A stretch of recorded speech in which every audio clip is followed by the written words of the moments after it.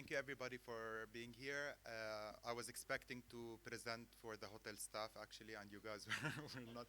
So thank you guys, I really appreciate you being here. So my paper is based on last year's paper, which is a literature review that I worked on, and then now we generated a new paper under the title of Model-Based Approach for Building Fire Emergency Management. And I would like to give credit to our student, Marta. She's a master's degree student, and she helped us a lot during the research process and where we reached into conclusion. So this is a long table of content. I promise you that this is just the titles. I'm gonna be briefly introducing you throughout the process and explain and elaborate further on the diagrams. So let's start with the first step, the computer or reality. People are expecting us to evacuate the building in that way. But in reality, we are running for our dear life. We're running, pushing around, shouting, and we want to get the hell out of the building. So that's in my case. And then I asked myself a question. In regards to the emergency response, what are the emergency response that the firefighters or the people in authority they have to deal with and they have to take care of? And I focused on the literature where wildfires, or let's say fires in general, is the main aspect. And then I started from that point to discuss and elaborate further.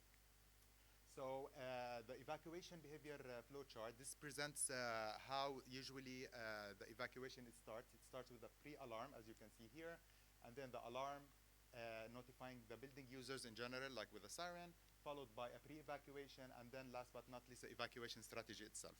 I would like to focus on the fourth step, which is the evacuation, and in that place where the building user would be notified about the evacuation. Then he would either follow the group. It's basically a simple flowchart where the person would follow the group. If there is no group, then he will find the closest exit. If there is no closest exit, he will find an alternative exit. And then afterwards, he can do it on his own. That's the situation.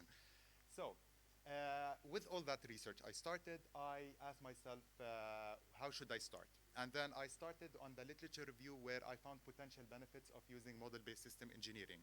And then there are a lot of benefits using the model-based system engineering. And these are the main four important aspects that actually benefit my research and the contribution later on. The first 2 points where the model-based system engineering, they tackle the communication problem, which I found it is a challenging aspect. And then I found that the system's complexity as well, it is tackled in the model-based system engineering, which led me to see that there is potential benefit of improving the productivity of the evacuation strategy in the building, and that also helps with the like the defects earlier in the pre and the post-collateral damages. And then this is a small representation, a general overview of the model-based system engineering iterative process. Last year, I worked on the natural languages, and I started to understand the literature review, what is the current status. And this year, I am presenting the modeling language, where I generated system modeling languages and diagrams, and I explained further and I elaborated on what are the things that we should be tackled and how the strategy should be done, which would lead into the third and the fourth phase, so wish me luck. So with the system packages, we are dividing them into two parts, where first part we focus on the compartmentalization and the evacuation system itself, and then the second part, which is the fire detection, control, and extinguishing system. And of course, they are subcategorized and subcategorized, and like it's a long continuity.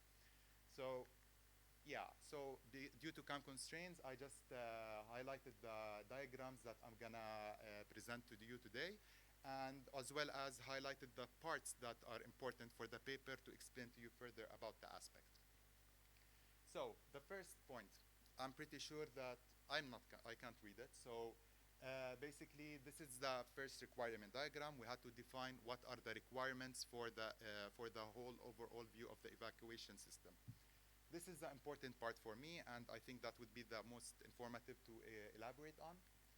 And it's as follows. We had to define the capacity. So we need to know how much is the size of the evacuation route, so we can know the proper evacuation strategy for escaping. As well as where are the safe places in the building, what are the buffer zones, and what are the escape stairs located and the escape paths. And then I started with the evacuation block diagram where it would define further about the information such as the area and the escaping routes and many other important aspects. Today I'm going to present the evacuation routes. If you guys noticed that in the hotel room at the door you can see that next to the flip-flops and the robes, the evacuation plan where it is a requirement, let's say 90% around the globe, that all, let's say, businesses or let's say public buildings, they have to present the evacuation plan for the building users so they can individually know where is the escape path and do it on their own. And then the important part as well is that in emergencies, we cannot just assign assign immediately the task. So we have to define who's responsible for what. So in our case, we have 4 important people that we have to take into account, such as the fire service offices and the representatives, as well as the facility manager and the resource manager and many other more. So just to show you that the evacuation system can be elaborated upon with many aspects and some promising benefits, such as notifying the building users using their mobile, as well as the alarm, and as well as marking them in the safe zones with a QR code, for example, or in any way possible where the person can mark themselves safe and the building user or the facility knows that this person, for instance, is a constant user of the building and he's escaped and he's safe. And then, again, a more complex diagram, and it is the fire detection control, where we are asking ourselves, okay, how can we detect the fire? Because, as we all know, there is no chance that we're going to detect the fire, we have to see it in order to detect it, but at the same time, some fires, you cannot see them. So I focus on that part, which is here, and it will show you what do we have in mind. So the potential benefit actually is to use sensors where we can link them into a cloud-based model, and that cloud-based model can relocate to the building user using linked data. Where is the source of fire, and matching them with the standards, which are, in my case, I started with the Italian standards, where there would be the crescendo effect. And the crescendo effect is basically, will be further explained on, but it is a time-sensitive matter where if the fire is not treated, it will expand in a radial matter. And then here, the internal definition block diagram. Honestly, it's a very complicated diagram, and we suffered to do that diagram. But I would like to focus at that part of the diagram where I simplified it for you guys, where basically it's explaining what I mentioned priorly about how the sensor would detect the source of fire, and then later on the receiver would receive the notification, and the microcontroller would work parallel onto the pump where it will distribute water to the distinguishing, and the GSM modem, and many other more. And then the fire detection control use case diagram. This is also another important information that we further elaborated on, because again, we need to know who we can give authority in the system and who we could not give authority. So it can be a beneficial and productive matter.